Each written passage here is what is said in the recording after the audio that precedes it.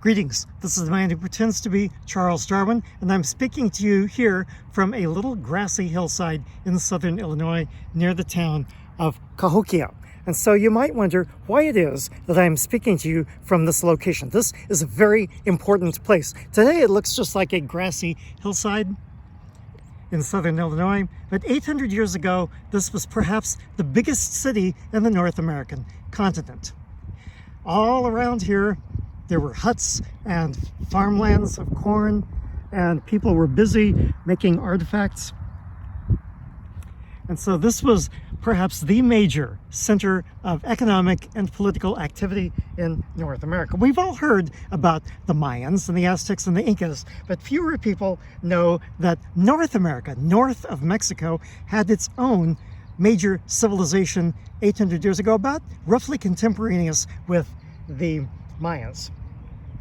These cities had thousands of people, were as large as many of the famous European cities at that time. There may have been as many people here as in London at the same time. And all of these people had to eat something, so they had to have large cornfields that covered this entire area.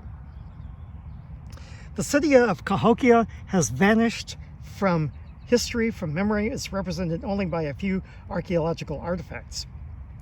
Well, there were several separate empires, but there was one trading network that tied them all together, and high-value decorations and jewelry were carried on foot. There were no horses, wheels, or oxen at the time here in North America, from as far away as places such as Arizona and Florida and Minnesota. Many of these artifacts were buried in the mounds. The trade not only occurred via trails, but also by boat on the river. The Mississippi River is only just a little ways over there. You can't see it today because the trees have grown up. But at the time the civilization was here at Cahokia, the natives kept the trees trimmed back and also the controlled use of fire. So the environment was a lot more open, and you could see the river from here 800 years ago. By the time the Europeans arrived in the 17th century, this civilization had already vanished. The natives who were here, they still maintained the trading network, but they did not know who had built the mounds or where those people had gone or what had happened to them. All we know is that the Europeans did not themselves directly kill the people who built these mounds. The Caddo and Wichita tribes are supposed to be their physical descendants, but at the time of European contact, the Caddo and Wichita people did not have any memory of who had built the mounds or anything else about them. Today, St. Louis is a major economic hub of activity on the west side of the Mississippi River. You can't see it from here, but just like 800 years ago, this general vicinity was a major hub of economic activity. However, this is on the east side of the river, and today that's a very poor location, not very many people, and it's pretty run down, economically depressed. But a lot has changed in the last 800 years.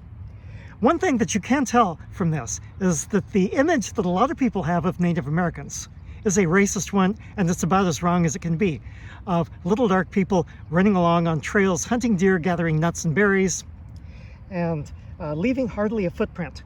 Actually, the civilization may have collapsed because of over-farming, because they raised too big of cornfields and there was soil erosion, and that caused the collapse of the city. Now, that's nothing to be proud of, but it does show that Native Americans are just as human, and today are just as human as anyone else. And this is true in all of the senses of the word, good and bad.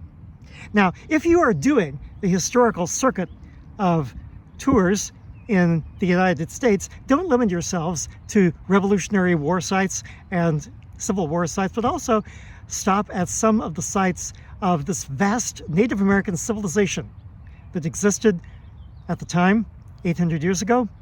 And one of these is Cahokia, Illinois. There's another one in Chaco Canyon in New Mexico, and another one where I'll make a video tomorrow is at Spiro, Oklahoma, and it's way out in the country and almost nobody ever goes there. You can go there, however, and appreciate a part of American history that you may not have otherwise known, that most people do not know about. This is the man who pretends to be Charles Darwin. Tally ho, and amen.